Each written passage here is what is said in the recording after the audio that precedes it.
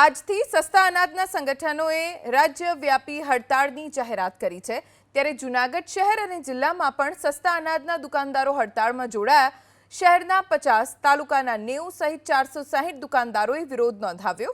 મહિને 20,000 કમિશન પરંતુ 97% વિતરણ કરવું આવશ્યક હોવાની રાજ્ય સરકારે શરત મૂકી, જેને લઈ દુકાન ખુલ્લી રાખીને પોતાનો વિરોધ વ્યક્ત કર્યો।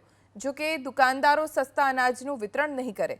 જિલ્લા સસ્તા અનાજ વેપારી મંડળના પ્રમુખ રાજા ભારાઈએ કહ્યું કે જ્યાં સુધી અમારી માંગ નહીં સંતોષાય ત્યાં સુધી હડતાળ ચાલુ રહેશે।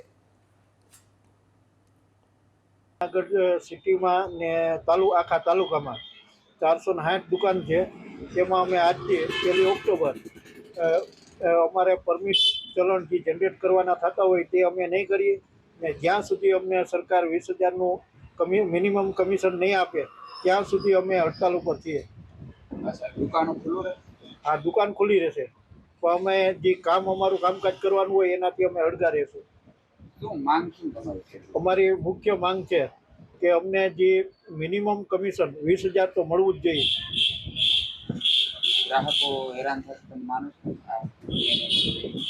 ગ્રાહકો તો હેરાન થશે, પણ એને જેટલું બનશે એટલું અમે નહીં હેરાન થવા દઈએ।